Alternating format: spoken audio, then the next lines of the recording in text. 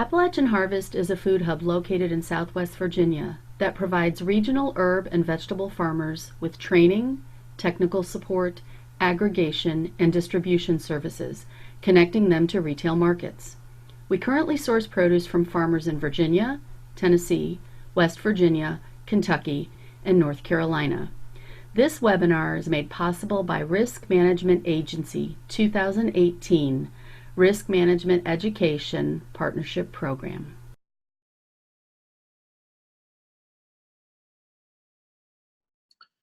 So to begin with, when we're looking at fertility in soils and thinking in the larger picture of sustainability, there's a few key points that make sense for us to go over. First, whenever we're talking about agriculture, we have to recognize that the soil and soil health are the foundation of agricultural success. We can do many things well, but if we do a poor job of protecting our soils or maintaining our soils or managing them in a sustainable way, then we are going to have anything but success. The second thing is that soils are living ecosystems. So it's not just a bunch of dirt or even a bunch of minerals. It's actually a complex ecosystem with many different levels of living organisms, and we'll talk about some of those this evening. And our actions can improve or degrade the quality of the soil. So we as producers do have the ability to make things better or worse. So we need to be aware of what of our actions have influence and how we can make those positive influences. And lastly, management of fertility is more than just a fertilizer test result.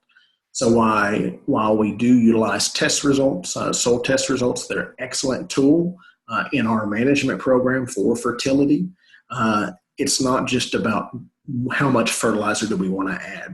There are more options and more actions we should be taking in regards to fertility and sustainability of our soils. It's important to recognize that every harvest is a removal of fertility from the soil. So sometimes I'll run across folks that may be new to agriculture or at least are returning to it as their roots. And sometimes they'll talk about how, a field hasn't had anything applied to it, in a number of years. And by applied to it, I mean things like fertilizer or even reseeding and things like that. But when we think about, harvesting hay, for instance, from a hay field, all that physical matter, a portion of it is coming directly from the soil. A portion of those nutrients that make up the plant matter that's harvested is removed from the soil with every harvest. And what happens if we get into a situation where all we're doing is removing, all we're doing is harvesting, but we're not looking at replacing what we're removing, then we get into a situation where we're mining our soils. And that's where we can very easily exhaust the productive capacity of that soil. And by that, I mean we can remove those nutrients that are necessary for plant growth and health from the soil to a point that they just are insufficient for future crops. So understand that every harvest is a removal from the soil. And so we have to understand how we can manage that removal with additional inputs or additions of fertility products to make sure that we don't create a situation where we are mining our fertility and in the long run, preventing ourselves from having a sustainable harvest year after year. We concern ourselves with the soil because of how important it is. So plants rely on the soil for both nutrients and water. There are basically 18 essential nutrients that plants need. Those that are highlighted in your screen in the purple color are those needed in more larger quantities, while those in the orange are more micro quantities. And essentially, with the exception of carbon, all of those essential elements must come from the soil. So the ability for your soil to provide those nutrients that are necessary directly affects the health of the plant, the yield it's capable of producing, and ultimately your bottom line as a farmer.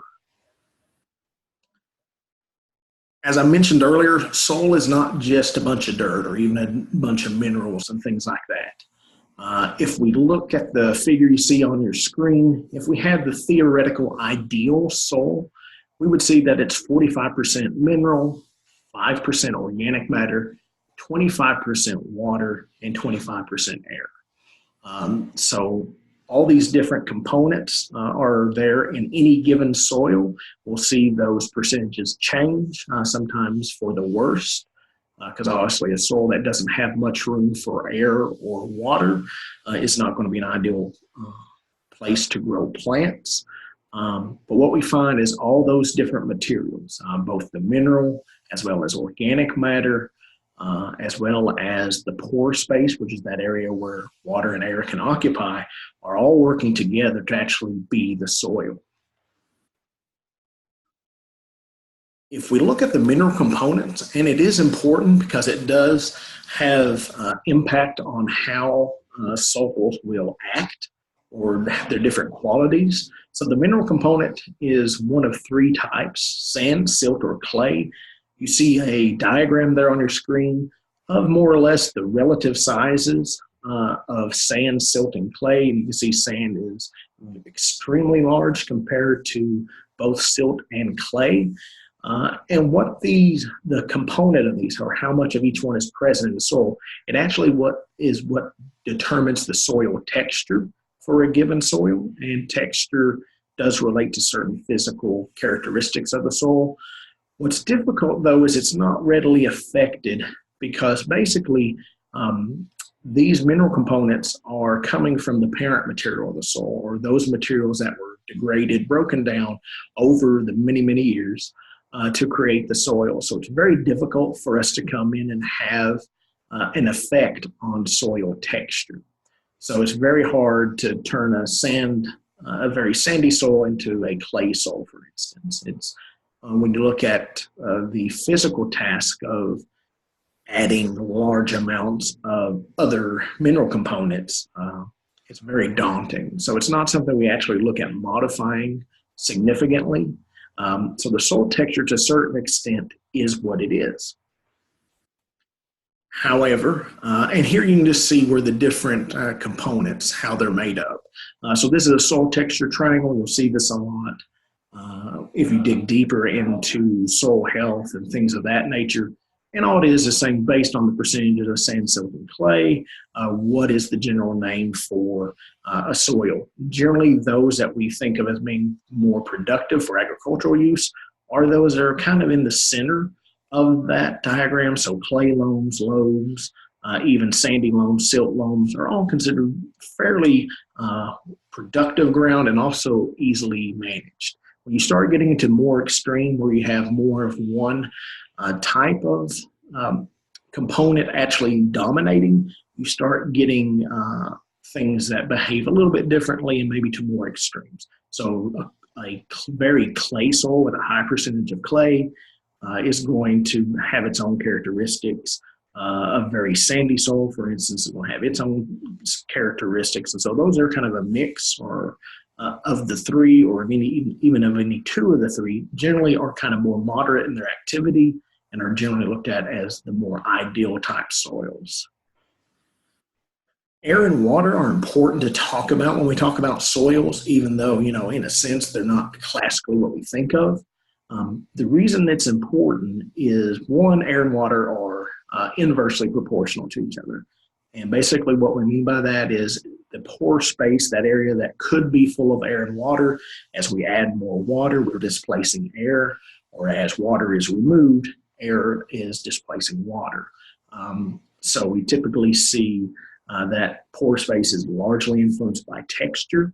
So we don't, again, it goes back to those components that we don't have a lot of control over. However, we can have an impact on this when we look at what our actions are, for instance, in preventing or causing compaction within a soil. So whenever we cause compaction, we're reducing the amount of pore space that's available. And of course, as plants need both air and water for their roots, if we're reducing pore space, we're having a negative effect upon the possibility of what that plant could be doing. Organic matter is going to be the smallest percentage we see in our diagram, but it is tremendously important to us when we're talking about soils and fertility and even sustainability. The reason that is organic matter improves nutrient and water holding capacity. Some of this is due to some physical characteristics, where it actually causes aggregation of different soil particles so that water and air are able to move more easily into soil. There are also some components related to the cation exchange capacity, which is basically essentially the ability of a soil to hold on to charged particles, which most nutrients are positively charged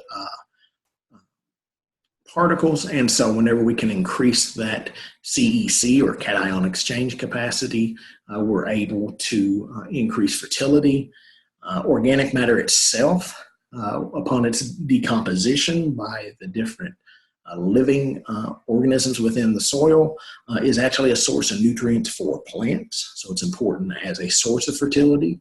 It does power that living fraction. So those microorganisms find it as a source of energy. So it's important because our soils are living, and we don't have living soils, we don't have a true soil. And our actions do have positive or negative effects, so we can directly impact organic matter. So our focus is going to be on organic matter because of all those positive aspects that it contributes to soil, as well as the fact that we do have that ability to negatively or positively affect it. Again, the texture or the mineral component of a soil we don't have much effect over. Air and water is certainly important in that pore space and how we do our actions within the soil, our management, but organic matter is going to be our focus. To delve a little bit deeper into organic matter, there's basically sort of two larger components of organic matter. One of those is generally referred to as the active fraction of organic matter. It changes more quickly, and that's because it's the component that is able to be acted upon by microorganisms. The other larger component would be the humus or humidified organic matter. These are more stabilized organic matter compounds, and they remain or exist after that original organic matter was acted upon by microorganisms. So it doesn't break down quickly, and it is actually important because, one, it helps form those aggregates we talked about earlier, which improves water and nutrient holding capacity. And so we do have kind of two fractions there that we look at, more of an active fraction that's rapidly changing, and then a more stable fraction that is not rapidly changing. Again, just to reiterate, organic matter is a focus of our efforts to preserve or enhance soil fertility. We'll talk about some specifics on how we do that. I mentioned it earlier, the cation exchange capacity. Nutrients are existing in our soil as ions or charged particles. Organic matter is actually negatively charged, and we all know opposites attract. And so those particles of nutrients are attracted to the negatively charged organic matter, and basically they stick to it, they hold on. So it literally stores or holds nutrients and allows them to become available as plants need them. Some of the ways that we're able to preserve or even increase organic matter, and by extension the soil biology, which is important, because again, organic matter without that living component, without the microorganisms, is not going to contribute to the health of a plant in the way that it should. So one of the first things we want to do is keep soil covered. And what do we mean by this? We don't want bare soil. So if we're having living cover crops, living plants, or even crops that we're harvesting from, we want to keep the soil covered so we don't have erosion. It also increases water infiltration. It kind of maybe is a little counterintuitive to think that if we have plants that are utilizing water, that we actually see more water enter into the soil. But because of some of the physical properties of soil, we see crusting and things like that when we just have bare soil present. So we actually increase water by having plants there. And another important thing that can actually happen is when we have plants there, it lowers the temperature. The sun's not just baking that ground. And so those microorganisms do have a temperature that they would like to be at, or a temperature that above which would be damaging to them. So we can actually see too high a temperature happen in bare soil conditions. So that lower soil temperature helps maintain the living microorganisms happily. Another thing we can do is minimize soil disturbance. One of the reasons we want to do this, whenever we go through new tillage or things of that nature, we see a lot of physical or chemical changes happening. For instance, every time we're tilling, we're accelerating how quickly organic matter is breaking down. So we're not conserving it, we're actually speeding up its decomposition. The other thing is we're breaking apart those aggregates, which are those, those physical clumping or formations that happen in part because of organic matter that allow for better infiltration of water and air. So anytime we can avoid tillage or do minimum tillage, well, maybe we're only doing strip tillage or other conservation tillage methods, we're doing a positive thing for our soil and organic matter in particular. The other thing is because those microorganisms need to be fed and need to be, maximized whenever possible. One way we can do that is maximizing when living roots are present. Live roots help to fuel all the biological processes of microorganisms and aid in nutrient cycling. And so whenever we can have living plants there that are actively interacting with that microorganism community, we're bettering ourselves. And lastly, maximize plant diversity. What research shows is that when we have a number of different species present in the soil, we have a better representation or more broad representation of microorganisms and a better cycling of that nutrient capacity as well as cycle of the soil. So definitely maximizing plant diversity helps us have a number of positive attributes occur within the soil. So that's kind of a real quick overview of looking at how we would maintain or enhance the capacity of the soil to be fertile for our growth of crops. But there are, of course, direct things we can do in relationship to feeding the crop. One of the things is, how do we know if we need or if we have adequate levels of nutrients in place for a crop? The only way we can do that is through soil testing and then reviewing the recommendations. So soil testing, as we mentioned before, is a great tool and it's something we need to use. One of the things we run into is, well, which soil test? Soil test is a very generic term. We kind of throw it out there. There's a lot of different possible tests we can look at. Some of them may be better in different situations than others. But in general, what we're looking at when we say soil test is a soil fertility test. And so it's a chemical analysis of your soil. It provides information on plant available content of major and minor nutrients in your soil, as well as the pH, as well as the cation exchange capacity. It is important to know that it does look at plant available content, because lots of times we can have different nutrients in the soil at varying levels, but they can be in forms that are not available to plants.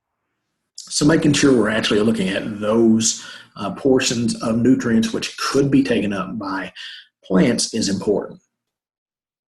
We look largely at results for phosphorus, potassium, calcium, magnesium, and zinc are among the most reported nutrients and fertilizer recommendations based off of those results. You'll notice that nitrogen is absent from there because nitrogen can be difficult to test for in soil because it's very mobile. What's available today may be gone tomorrow. You'll note that not every single nutrient is tested for. We talked about the 18 essential nutrients. A large part of that is due to the cost. To test for every single micronutrient that a plant might need would be expensive. Additionally, some tests may not include things such as the percentage of organic matter within a soil sample. Most of the time, something like that can be added if requested. It's a fairly routine additional request on a soil test. But it's not often, or at least not always on there, depending on which outlet you may choose to do a soil test through. I mentioned earlier pH, And pH is a measure of essentially the hydrogen ions in the soil. It's a true measurement of how acidic or alkaline a soil is, or how sweet or sour. Sometimes you'll see folks refer to it as in that manner. It matters because the level of pH affects the availability of nutrients. For most plants, we see an ideal range of anywhere from 6 to 7. When we start getting out of that range, we can start seeing nutrient stress, not because it's not there in the soil, but because chemically the conditions are such that it's not available. So the graphic you see on your screen is actually depicting at various pHs the availability or lack thereof of certain nutrients. So the wider bar for each nutrient means it's more available. A more narrow bar means it's less available. So you can see in the range from 6 to 7, we have most of our nutrients are at their most available. And so that's why that is an ideal range for most plants. There are some plants that we do need lower or reduce conditions for. Things such as blueberries come to mind that actually like lower pHs than 6 to 7. But as a general rule, 6 to 7 is ideal for most plants, and we want to maintain that level as much as possible. We adjust pH to make it more alkaline or less acidic. We use lime. To make it more acidic or less alkaline, we use elemental sulfur. There's also different fertilizers that can result in soils becoming more acidic. So if you were to have a high pH or an alkaline soil, you may specifically use some of those. One thing to understand is whenever we're adjusting pH, it does take time to actually see the full result. So typically we see liming or sulfuring occurring in the fall prior to a planting season, because we want to allow 6 months if possible after the application before we try to plant back into a given area to see the full effect. And so that's why oftentimes we'll see soil testing occurring late summer, early fall to allow for that period of time if pH adjustment is necessary. I'll caution you, don't look at lime as a fertilizer. Some people will add lime year after year, kind of just as routine. Your soils may not need it. So always make lime applications based on soil testing, because without a soil test, we could actually be doing more harm. So it's important to note there is no such thing as a lime deficiency when it comes to plants. What lime does is react chemically within the soil, and it creates a change in pH. And so if we're adding lime without a soil test, we're just guessing whether or not that's the right thing to do. So I want to caution you not to do that. You need to make sure that your soil sample is representative of the cropping area. So you're going to pull multiple samples from a given field or fields, mix those together, and then pull a representative sample from those. Want to caution you not to use things such as galvanized buckets or collection tools that are galvanized. We want these samples to be dry. We don't want to send muddy samples in, but we don't want to use heat to speed up the process. So don't put them out on the hood of a hot car or something like that in the sun. Just let them air dry slowly, typically in a building, air conditioned or not. It's perfectly acceptable. We don't want to see these to be force dried because that can actually change some of the test results, and then we don't have an accurate picture of what's really available within that soil. Be consistent with your sampling depth. For most crops, particularly annual crops, we're looking at 6 inches in depth. Be consistent with the time of year for comparison purposes over time. So there is some variation based on what time of year we take soil samples. So if we begin a system taking them in the fall, try to stick with that. If for no other reason, there can be a comparison from year to year. Be aware that very dry or very wet conditions can skew results for some nutrients. So again, if we can avoid extreme conditions when we're pulling our samples, it's better. And it's not something that we have to do every single year. Certainly, if you'd like to, that's acceptable. But generally, sampling every 2 to 3 years gives us the general trend of a soil, and we can see what's happening with enough detail to make good management decisions. Again, tips for success, we want to group filled into sampling areas based on both common management and topography. As for instance, bottomland versus hills are going to have differences in their characteristics, and oftentimes we see differences in use because of that. And so we see a graphic there on the screen that just shows you some ways that you may do samples. For instance, sample 6, kind of in the center of the picture, is showing a pattern of collection points within that general area that could be taken. And so again, we want it to be representative of the area, so we're not just doing it in one location or maybe just on the edge or something like that. Where do you actually have your soil tested? For a lot of folks, the most convenient starting point is their local cooperative extension office. Both Virginia and Kentucky, through their offices, will submit soil tests for you. There can be small costs associated with that to cover the cost of shipping as well as laboratory materials. There's also any number of other private laboratories. Sometimes you'll find certain farm stores or cooperatives will also send your soil tests off, and those are certainly perfectly acceptable. And again, pay attention to the recommendations. Soil test results will look something like this. Here we have one from the Virginia Tech Soil Testing Laboratory and one from the University of Kentucky Regulatory Services Soil Testing Laboratory. Same basic sort of information you see on both of them, such as nutrient levels, as well as recommendations based on the test results. So they are a great tool to use in managing fertility on your farm. And always, when going through your local extension office, you have the ability to actually consult with your extension agent for your particular situation and come out with the best approach for you. Blowing up some of the details on this, you can see where it's showing the different levels of the different nutrients. And then based on that, the specific recommendations of what, in this case, the individual should be adding for their crop, which in this case happens to be peppers. We can get some general recommendations from production guides. Here is one from the University of Kentucky. Again, we'll use the bell peppers as an example, and we can see that typically what we see necessary for the whole season production is around 150 pounds per acre of nitrogen, for instance.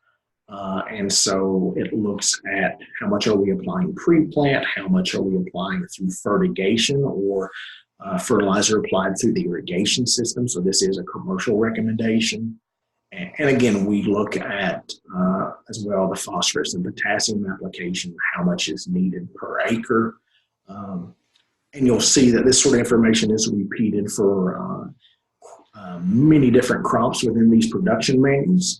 And it goes back to what we were talking about at the beginning, where we don't want to mine our soils. So what you'll find is the fertilizer recommendations in these cases are proposing to essentially supply 100% of the crop's need as a fertilizer this season. And in that manner, you don't run into the situation where you're mining your soils and reducing future capacity to produce. From the Mid-Atlantic Commercial Vegetable Guide, which Virginia Tech is one entity that's involved with it, you will see the same sort of information for peppers, again with both pre-plant fertilizer rates as well as fertigation schedules for that crop. So very similar content in both manuals, maybe presented in a little bit different physical layout. So one question I think we have to address is, just because we have sufficiency in the soil, does that always mean it's smooth sailing when it comes to plant nutrition? Or if the soil test tells me I'm okay, am I good to go? Do I have to worry? Well, sometimes we do. And I think a good example of that is blossom end rot. Typically we see it on tomatoes. It can also occur on peppers. It is a calcium deficiency showing up within the fruit of the plant.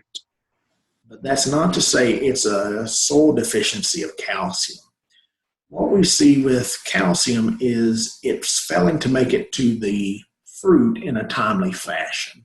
So calcium is a mass flow nutrient, and what I mean by that is it is flowing into the plant as water flows into the plant. So there's no active uptake by the plant. And so what happens is we actually see blossom end rot occurring when we have uneven watering for plants, particularly if they're not irrigated and we have dry spells and then wet spells. We'll see rapid growth during the wet spells, but because there wasn't very little water going into that plant, there's no reserve of calcium. And calcium basically kind of glues plant cell layers together, and it's growing so rapidly those layers don't get glued together, and then you see that sunken in area on the actively growing point of that fruit, the blossom end. And so really when we see blossom end rot, most of the time in our region, we're not seeing a calcium deficiency of the soil, we're seeing a unevenness of water. So by doing things such as using organic mulches that help even out water within the soil, doing timely irrigation so that we have timely delivery of calcium to the plant as a continuous stream, we see this problem dealt with. Another issue we can run into, and certainly we've seen over the past couple of seasons this pop up, what if it's a really rainy spring? Will we have a large root system or a small root system on the plant? And what happens if we have that small root system, we can very easily run into a situation where that is negatively affecting the ability of the plant to take up nutrients, simply because it didn't grow a big root system because it had plenty of water coming to it.